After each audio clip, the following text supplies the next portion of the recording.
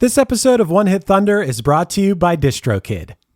Christian Bale was preparing for his role in American Psycho, dressing the part, hitting the gym, getting his teeth redone. There was just one problem. He didn't actually have the part. Leonardo DiCaprio did. What Went Wrong is a podcast dedicated to the idea that every movie is a miracle. Join Lizzie Bassett and Chris Winterbauer every other week as they unearth the chaos and humanity behind Hollywood's biggest flops and most shocking successes. They aren't here to dunk on your favorite films. They're here to celebrate movies. As the New York Times said, they're movie industry people who truly love films and the people who make them. Listen to What Went Wrong wherever you get your podcasts. Hey there, One Hit Thunder listeners. Are you ready to take your music to the next level? Well, get ready to rock because this episode is brought to you by DistroKid, the ultimate digital music distribution service for artists like you. With DistroKid, you can easily upload your songs or albums to online stores and streaming platforms like Spotify, Apple Music, and YouTube Music, reaching fans all around the globe. But that's just the beginning.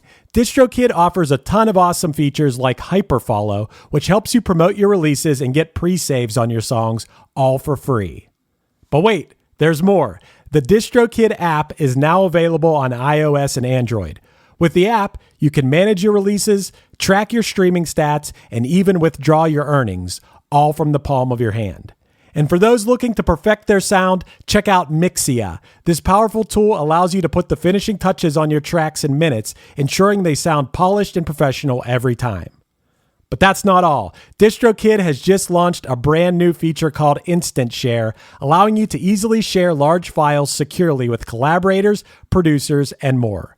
With Instant Share, you can keep your music streaming at the highest quality while making the best impression possible. So what are you waiting for? Elevate your music career today with DistroKid and unlock a world of possibilities. Possibilities that I know all about because I've been using DistroKid for years. It's seriously great. If you haven't used it before, you're going to love it. And One Hit Thunder listeners get an exclusive offer, 30% off your first year with DistroKid by signing up at distrokid.com/VIP/OneHitThunder. That's distrokid.com/VIP/OneHitThunder.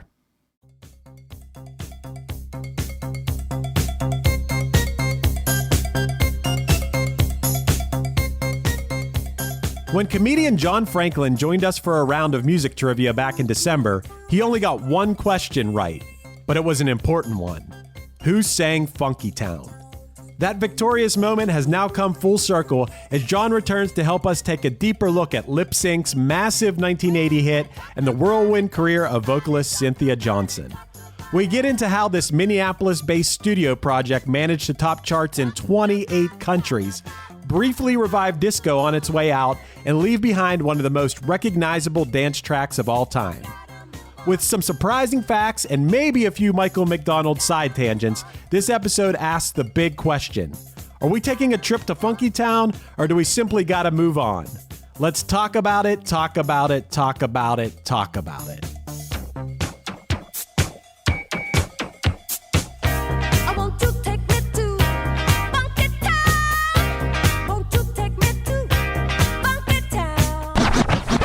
One hit is all you need to make the money guaranteed, and you can live off royalties forever. And it makes me wonder, is it just a wonder, or is it one hit thunder? So John, I'm glad you're back. We really... we knew this episode was coming a long time ago because for anyone who doesn't know, I believe it was during the Geekscape holiday live stream. Yes. Holiday live stream. We played a game where the only question that John Franklin got right was knowing that Funkytown was by Lip Sync. And so we said, we got to have John on for Lip Sync. And it's been a while, John. I'm glad to see your face. I want to jump to John's defense here. We say that as if John did a bad job. The problem was that Joel Reeder was one of the contestants on that trivia game.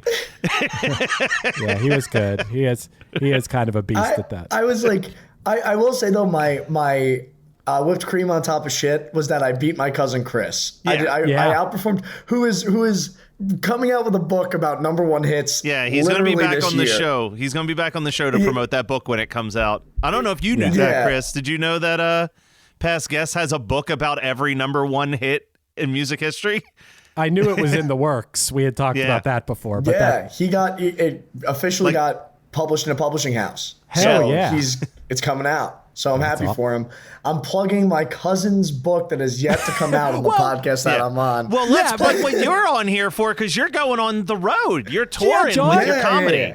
Wisconsin, Ohio, Oklahoma, Indiana, Kentucky, Arizona, Texas, Washington, San Diego, Burbank. I was looking at all your tour dates, man. You're all over the place. What we like to call the meccas of comedy. Is this the first time you've done like a comedy tour of this scale?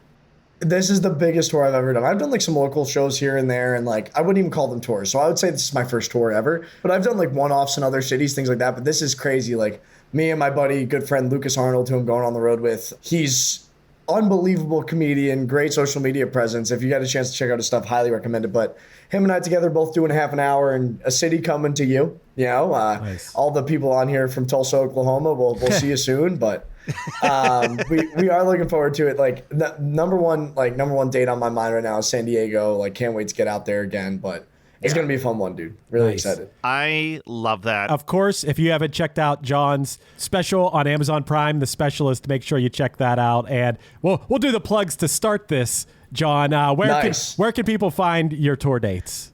I'm easy to find. JohnFranklinComedy.com has all my tour dates. If you head to my socials at John Franklin, there's some underscores around it, but if you search John Franklin, you'll find me on Instagram. John Franklin Comedy on TikTok. John Franklin on YouTube. I'm easy to find, but the content's rolling. We're doing more sports-related comedy stuff. So if you're a sports fan on here, been popping in the whole like sports comedy space. But the sports comedy space. How do I need to know more about the sports comedy space. I'm a big NFL guy. I'm a big NBA guy. So I'm a huge NFL and a huge MLB guy. Okay. And a huge golf fan as well. But like growing up, I mean, when I grew up and like we all watched sports movies, like the 90s was for some reason the formula of a sports movie was, hey, let's put a kid on a baseball team.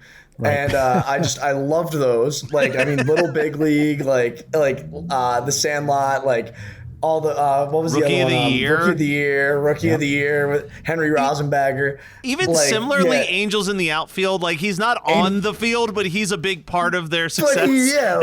Joseph Gordon, he sees the Angels. I don't know why that was the 90s formula for sports comedy, but like I loved those movies growing up, and I think like it's been missing a little bit. So I've been doing a lot of like some sketch stuff around sports, but in particular, a fun one that I've been doing since seeing you guys last. I'm in a new relationship, which is fun, but my now girlfriend knows nothing about sports at all. So I've just been hiding the camera like right here while I explain to her what's going on in sports as if it's tea with my friends, because she doesn't know the names and she doesn't know the people. Most recently was explaining how Juan Soto left the Yankees as if he was hooking up with somebody and then decided to go long term with somebody else. Nice. That was a fun one. So like just playing a little bit of cutesy comedy stuff with sports, and like I love the sports space. Like I'm starting a new gig with Fanatics at the end of this month, so like sports gambling, sports comedy is like right up my alley. Love that. That is awesome. I probably have more in common with your girlfriend than you in that sense, because Chris went to the Super Bowl and he would send me pictures of him with different athletes, and then I would have to show it to my girlfriend Barb for her to explain to me.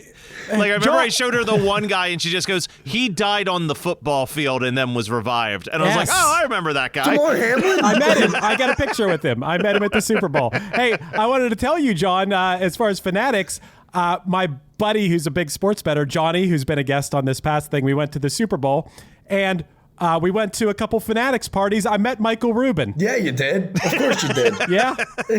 Went to a private Post Malone concert. Did all this crazy stuff because we met Michael Rubin. So that's your awesome. Your Fanatics guy. But anyway, speaking of sports, we're talking about a song that I don't know, probably is played at sports events. I could imagine some people dancing in the aisles at a football game. To Funkytown is what we're here to talk about today. And I got to say, I can't believe it took me until the year 2025 to realize that the name of this band I probably would have said Lips Incorporated, to be honest. It's Lips Inc., meaning lip sync. Like lip syncing. I never thought of that. Oh. Did you I know didn't that? know that. That's No, this is news to me. Yeah, they I'm wanted to name the band Lip Sync, and it was already used, so he just changed it to Lips Inc. Yeah. so that it would convey the band name that he wanted. So funny.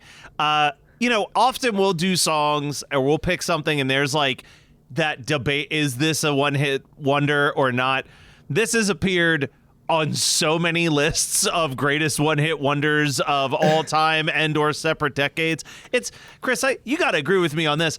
It feels comforting when you know that there is not a single person who is going to blow up our comment section telling us that we're incorrect on something we're talking about. I don't know, Matt. There might be some people out there being like, what about Rocket? The song Rocket, which was their first single from 1979, that starts out with like a full minute of just a steady drum beat. It's I don't know. It takes forever to even get It did make it all the way to 64 on the Hot 100, which is usually where all the hits are made. That's what I've heard people say that.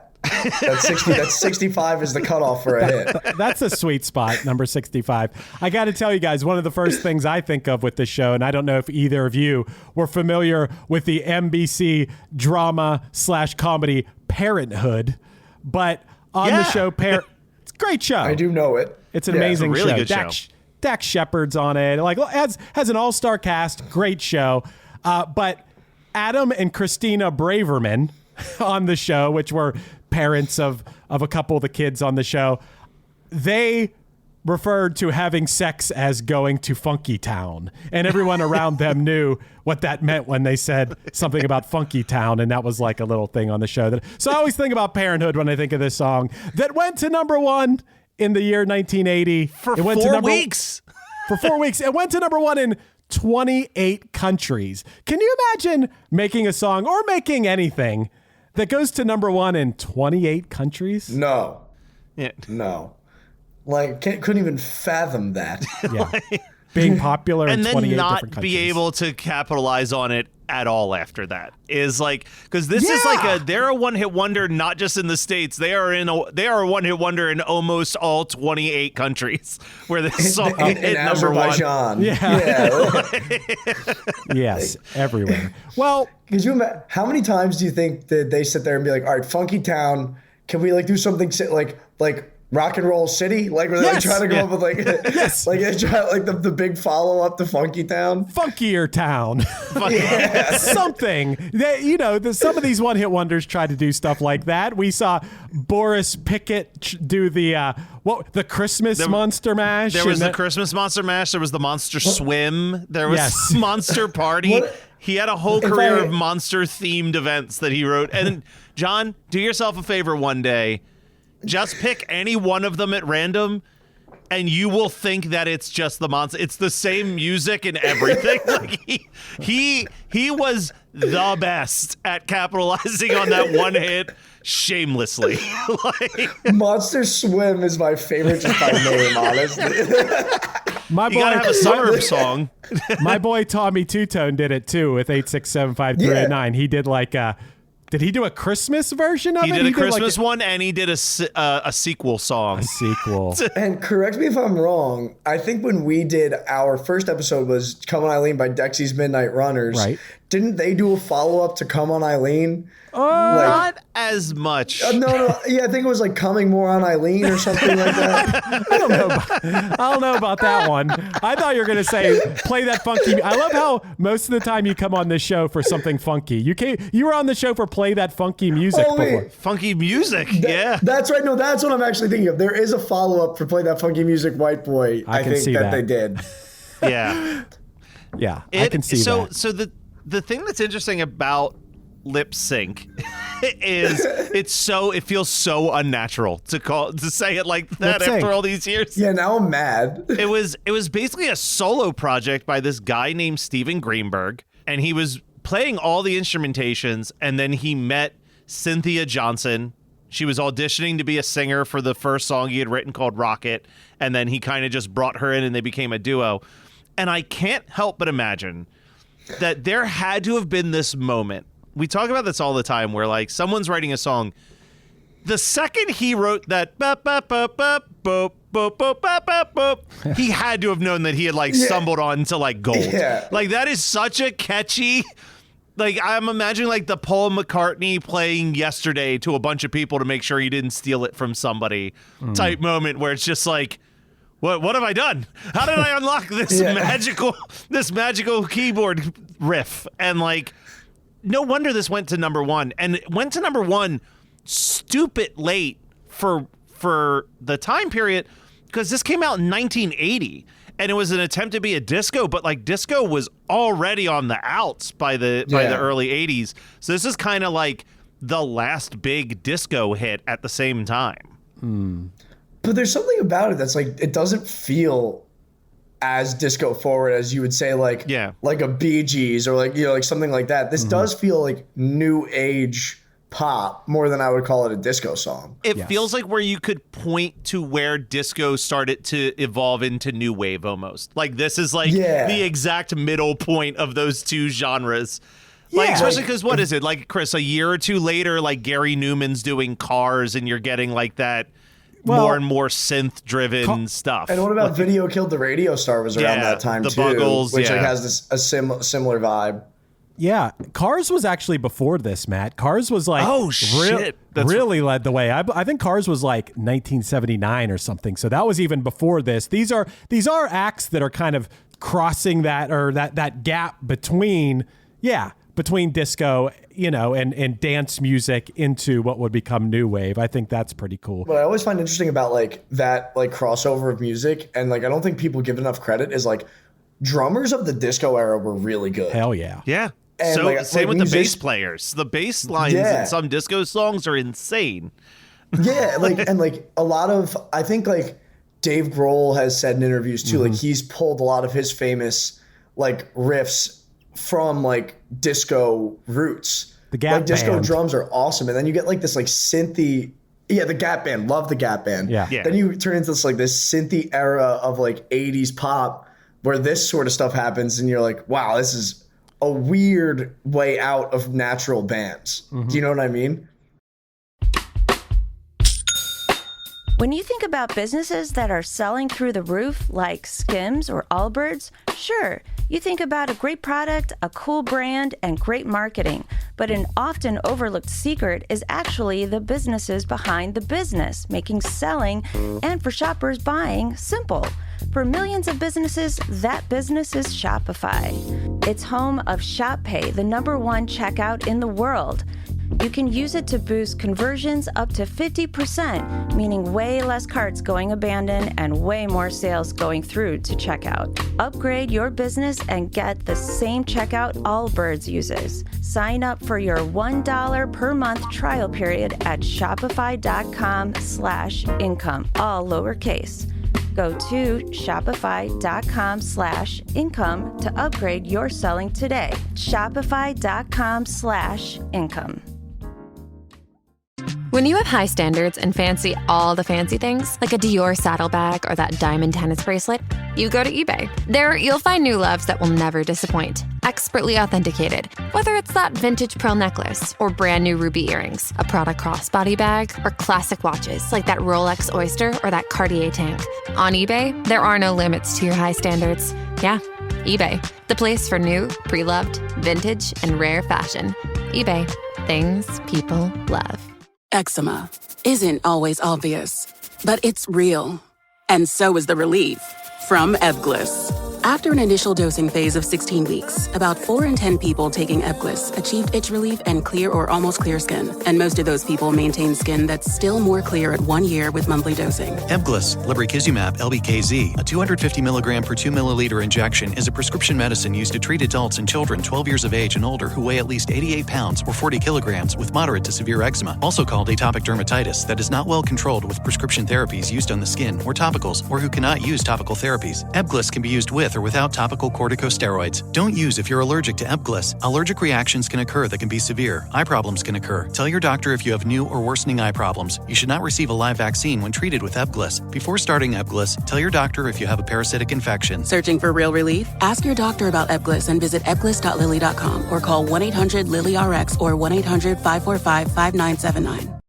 Introducing the Internet Supreme Court, a live stream show that casts judgment on anything the internet touches, from memes to billionaires. We served Elon Musk with a court summons. He still hasn't responded. Because he's a coward. Join us every Thursday at 7 p.m. Eastern Standard Time. We're on Twitch and YouTube Live. Find out more at internetsupremecourt.com. That's internetsupremecourt.com. We're also on Instagram and Blue Sky. Hear that, Elon?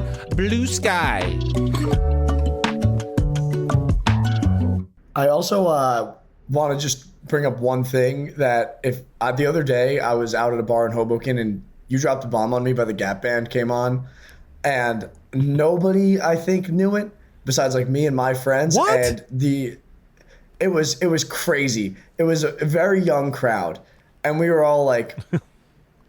Like it's just like that's one of those songs like when you and you're just like and you're just like vibing to it.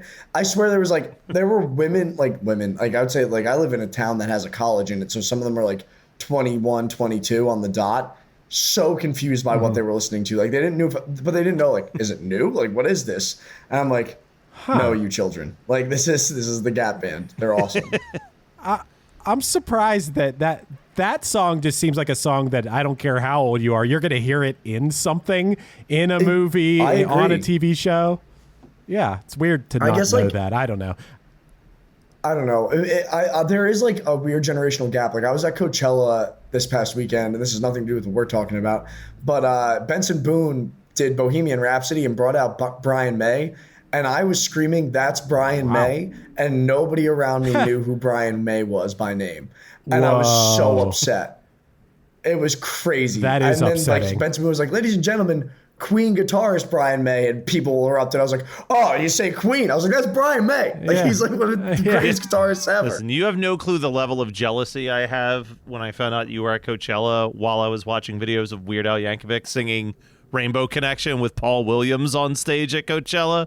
I was like, that motherfucker's there, unless you left early. Did you leave early? Did you not go to the Yo Gabba Gabba set? I didn't make it to the Yo Gabba Gabba set because at the same time, I believe T-Pain was performing, and that was okay. He made the right call. You made a good call there. T-Pain was awesome. I saw a clip of him, and his band was like insanely good. Unbelievable. Unbelievable. Yeah. It was so good. Yeah. That's really cool. We'll go see him again. That's awesome. And speaking of awesome bands, I got to tell you guys a little bit. I don't know how far you fell into the rabbit hole of this, but Cynthia Johnson of Lip Sync, her background is wild. She was known locally. First of all, they're from Minneapolis, okay? The heart of funk in Minneapolis, which actually I say that jokingly, but there's a lot of great funk that came out of that area. That Prince? Yes, of course. 1976 Miss Black Minnesota pageant winner, Cynthia Johnson. She was known for being the lead vocalist. She was known for being the lead vocalist of the well-known Minneapolis band Flight Time for 7 years. Now, Flight Time spelled with Y's in both words. She was also an accomplished saxophonist, and she played saxophone a lot in Flight Time, as well as writing a bunch of their songs. Now, here's where it gets really interesting. So she was in Flight Time with Jimmy Jam and Terry Lewis, who went on to become the Grammy Award-winning songwriting and producing team. We've talked about them on the show before, Matt. They produced Janet Jackson, Human League, George Michael, Boyz II Men, Mariah Carey, Usher. They have more than 100 gold, platinum, and multi-platinum albums. Jimmy Jam and Terry Lewis. They've won 5 Grammys, including winning Best R&B Song in 1994 for That's the Way Love Goes, and Best Dance Recording in 2002 for All For You. Now, Jimmy Jam and Terry Lewis, one of the biggest production duos ever, but what I find even crazier is shortly after Cynthia Johnson left Flight Time, the band Flight Time became The Time. Like Morris Day in the Time. Morris Day in the Time. Yes. That's so crazy. wild. So Cynthia Johnson was a That's member of the time, psychotic. basically. Yes, crazy. I'm looking at it right now on the Wikipedia page because that's so astounding to me. That's one of those to get there is so wild, and then you look at past members of the time. The list is endless. Yep. It's crazy. Yeah. Oh my God. Yeah, pretty cool. Pretty cool. I would have never expected that Flight Time became the time. Lip Sync released their debut album Mouth to Mouth in late 1979. And like we said, Funkytown was the second single from the album, spent 4 weeks at number one, 4 weeks for an entire month in 1980. Obviously, all of their later singles failed to even come close to this. Rocket being the closest at number 64. They did release more. They had more songs that were like hits on the dance charts. They had a cover song called How Long, which went to number 4 on the US dance chart. But yeah, they never came near this again. I did think it was really funny. I'm not sure if you read this about the music video, that there were 2 different music videos made for Funkytown. I'm going to read this exactly how it's written on Wikipedia because whoever wrote this paragraph, home run for this. It said Funkytown has at least 2 music videos. In one, an unidentified black woman who is not Cynthia Johnson lip syncs to the vocals while dancing with other women in a pub. And in another video, Doris D, who fronted lip sync in the Netherlands and West Germany, dances while lip syncing to the vocals. On Cynthia Johnson website, she claims that she was never asked to perform for any videos for Funkytown. Wow. So That's she showed up, did the crazy. vocals, and then just did not get the invite to be part of the music videos at all. Well, in their defense, I would say the band is called Lip Sync. So that is true. You know what? She knew what she signed up for. Yep. the lyrics to Funkytown, when I was like, I typed them up. This is one of the most sparse songs we've ever had lyrically because it is just a verse that repeats twice.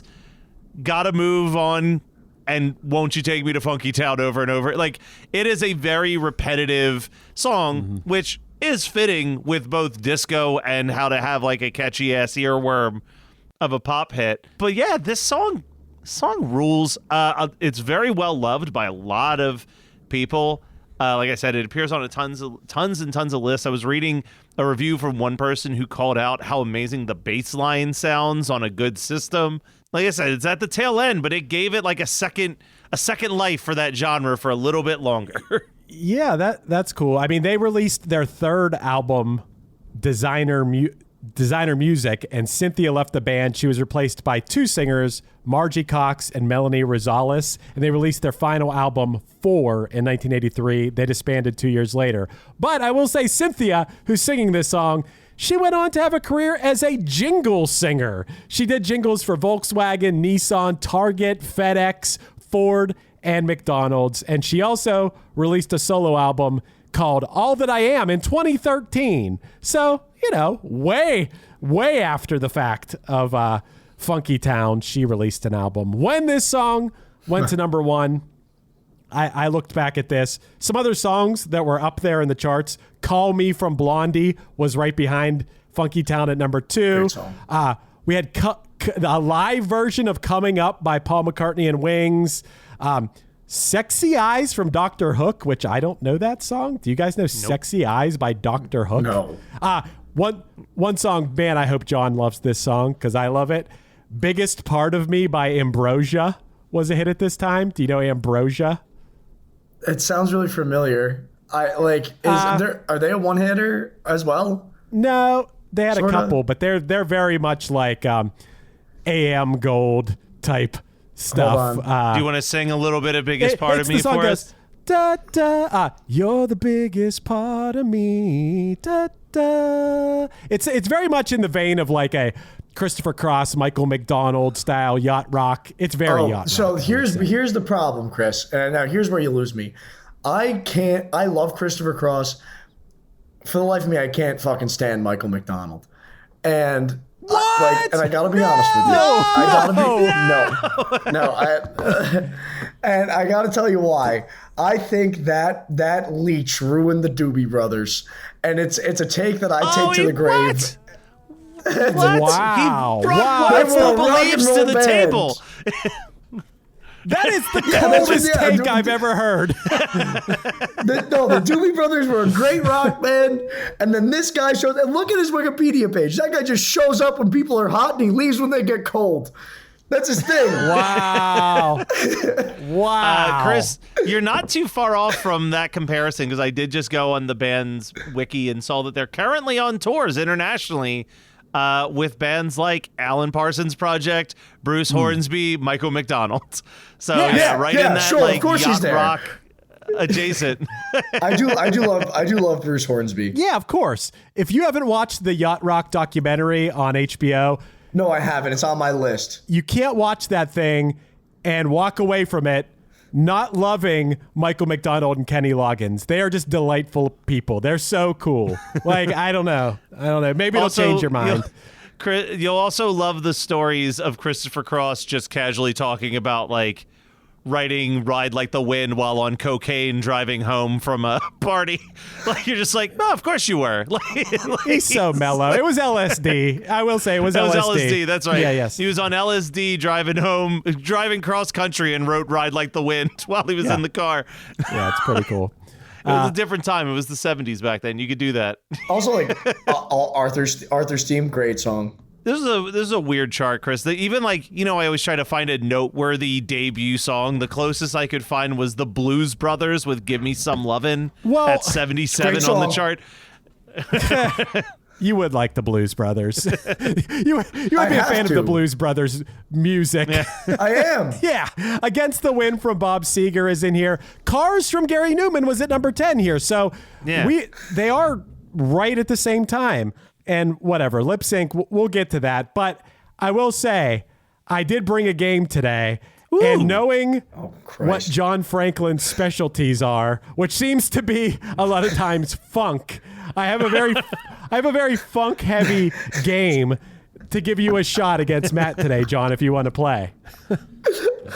I want to play, but I got to let you know that this is not the reputation I want to precede me. And I'm very confused as to how we got it. I'm going to tell my dad that. He's going to be like, that's exciting.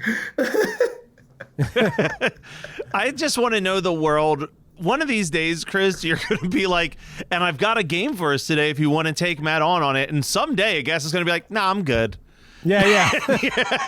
No game for me. No, I just think that for some reason, we're always either doing a funk episode or John is answering a funk question. I associate you with funk for some reason. I think of you as a funky guy. John, if you get entrance music on this tour, it should be play that funky music, white boy, when you come out to the stage for the entirety of this tour. Dude, I would love that. Like, there is really a part of me that like, I can't dance, but when I hear a funky bass line, like I'm like, all right, I'm moving here. Like, I love it. Yeah. All right, here we go. And to buzz in, you say Funkytown. That's easy enough. If you get it without the multiple choice, it's 2 points. If you need the multiple choice, it's 1 point. Okay. It's 7 questions. Go get him, John. Go get him, John. Here we go. This American R&B duo had a hit in 1979 with Ain't No Stopping Us Now. Oh, John, if you want, I'm going to say multiple choice. yeah, go for it. All right, multiple choice. Your choices are A, Dazzle, B, Donnie and Joe Emerson, C, McFadden and Whitehead, or D, Yarbrough and Peoples. I'll go Funkytown and say C. You got it, Matt. It is McFadden. Yeah, it's McFadden and nice, Whitehead. That sounds like a horrible law firm, by the way. That does not sound like somebody who makes such a good song. McFadden and Whitehead. Okay, Matt's up 1-0. Here's an Oklahoma question for you. I know you're headed there, John. You're headed there on tour. Thank God. This prominent Oklahoma-based R&B and funk band of the 70s and 80s had 3 brothers, Charlie, Ronnie, and Robert Wilson. Do you guys need the multiple choice? I think the multiple choice might be necessary again. Multiple choice. Yeah. A, the Meters, B, the Gap Band, C, Graham Central Stations, or D, Cameo? Funkytown. I mean, we talked about. I'm gonna guess the Gap Band. I don't know the members You by got name, but I'm it! gonna hope they're brothers. Yeah. You got it. All right. There we'll you take go. that. You got to talk about the Gap Band. You got to have at least one Gap Band joke to tell people on stage. Dude, if you want to talk about one of the great album covers in music, it's the Gap Band wearing pink, like, cowboy outfits. Oh yeah. Never doesn't hit. Oh yeah. Okay, 1-1. This Dayton-based funk band were known for their erotic album covers that featured nude or nearly nude women, many of who were models featured in Playboy. Funk band. This Dayton, Ohio-based funk band were known for their erotic album covers. Yeah, I think I'm going to go multiple choice again on this. Unless John's thinking John about wants it. to take a swing. I have an idea. I'm not confident, so I'm going to take the multiple choice, and if they're there, I'm gonna guess it. So I'm going to go with the multiple choice for now. A, Zap, B, Wild Cherry, C, 24 Karat Black, or D, the Ohio Players. Funkytown. Yeah. Okay, John, go ahead. I'm gonna go with. I'm gonna go with A. Zap, that is incorrect. Damn it. Funkytown. Go ahead, Matt.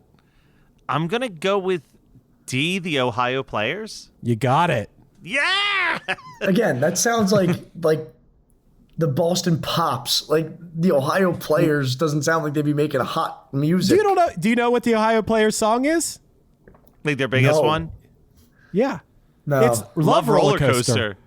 Roller coaster Oh shit. of love. Yeah, that's a great song. That's a great song. Okay. 2-1. It's 2-1, Matt. And we're on question 4. This group of siblings achieved international success in 1979 with the single We Are Family. Funkytown. Funkytown. Funkytown. Matt beat you to the punch. What do you got, Matt? Shit. It's Sister Sledge. Yeah, got it is. Son of a bitch. Yeah. Matt takes a 4-1 lead. Okay. We still got time here, John. I'm rooting for you. I'm in it. Don't worry. I'm there. Blame It on the Boogie was a minor hit in 1978 for which Funkytown. famous family? Funkytown. Go ahead. Funkytown. Go ahead. It's the Jacksons. They weren't You the got Jackson it. 5 anymore. They were called the Jacksons. That is correct. That is correct. They were the Jacksons. It's 4-3, just like that. You're in it. There's still 2 questions left. All right. Get him, John. I'm Every Woman was a 1978 hit for what queen of funk? Funkytown? Funkytown? Go for it. Is it Donna Summer? It is not. It is not Donna Summer. Shit. I'm going to take the multiple choice and see if I can figure it out from those. Shit. Okay. I love that song too. It's my favorite women's empowerment song. The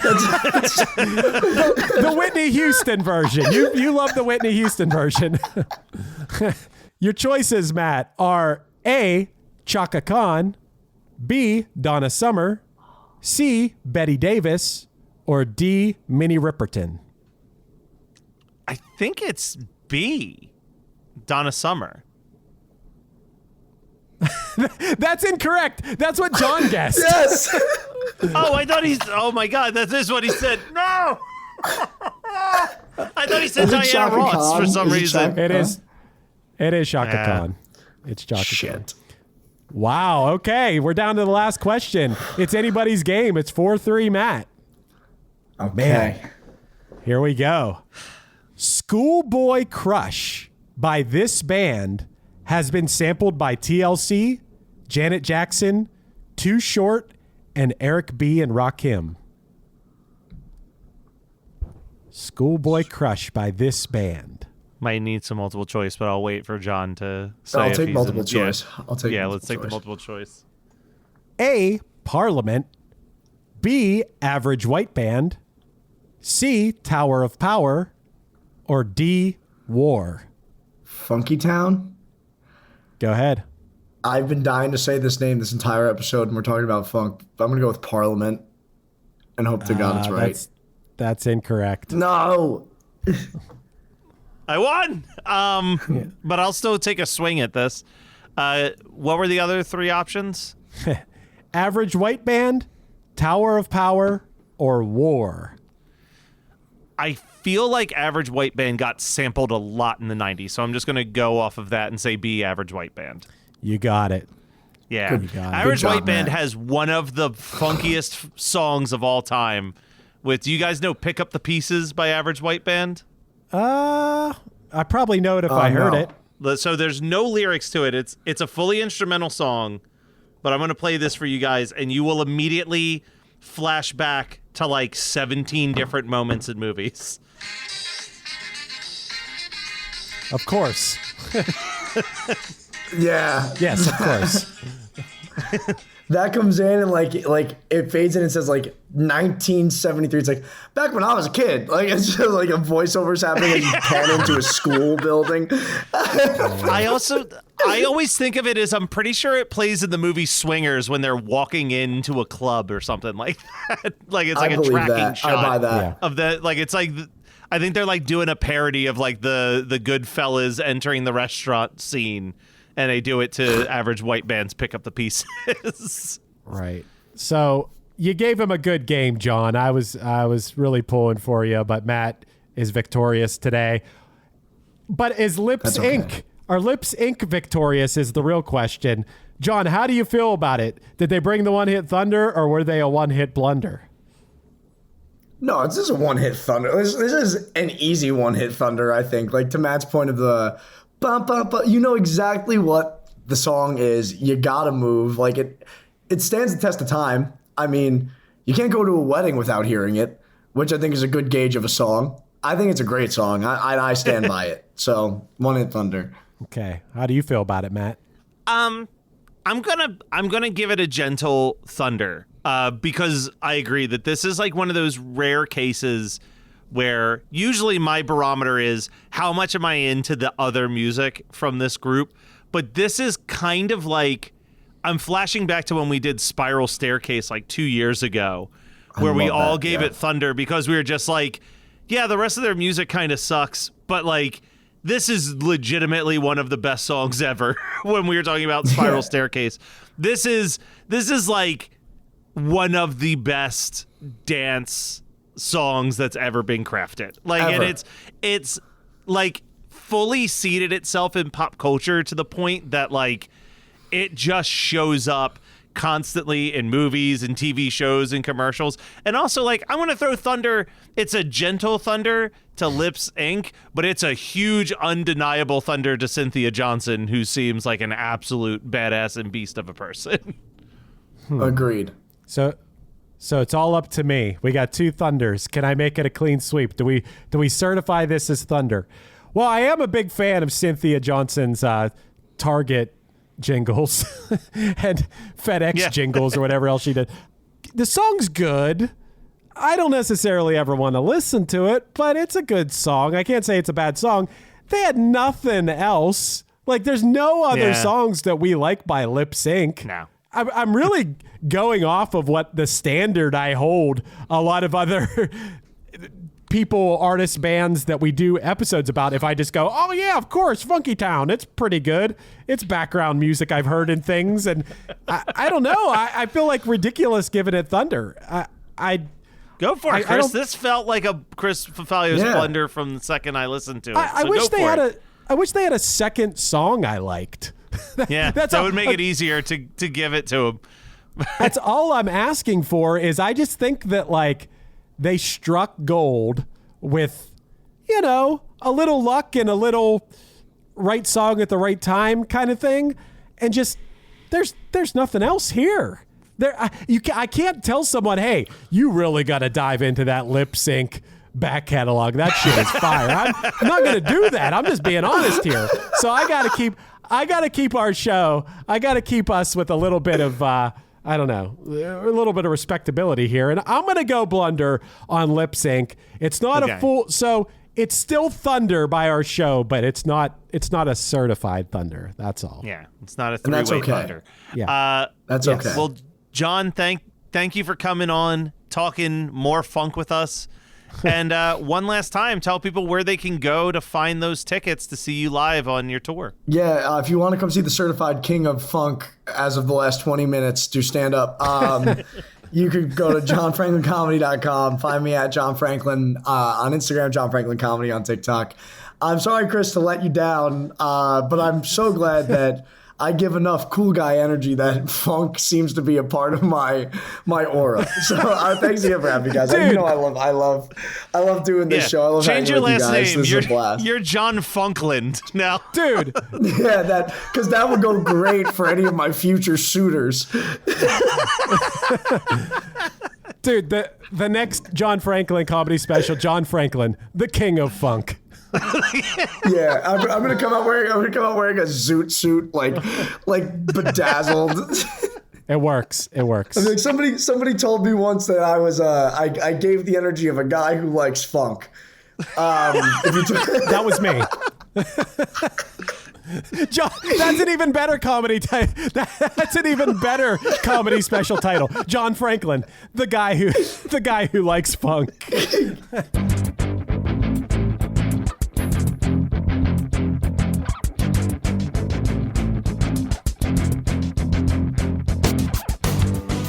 This has been One Hit Thunder. One Hit Thunder is hosted by Chris Fafalios of the band Punchline and produced by Matt Kelly of Geekscape.net.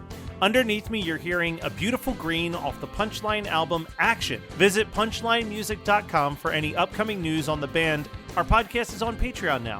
Find us at patreon.com/OHT podcast for early access to episodes, bonus conversations, and a chance to vote on future songs for us to cover. Be sure to rate, review, and subscribe to us on any podcasting app, and tune in next week for more One Hit Thunder. Your feet are so stuck to the ground. I've been on sometimes got away. You never leave. This is the way you are. You change yourself for me.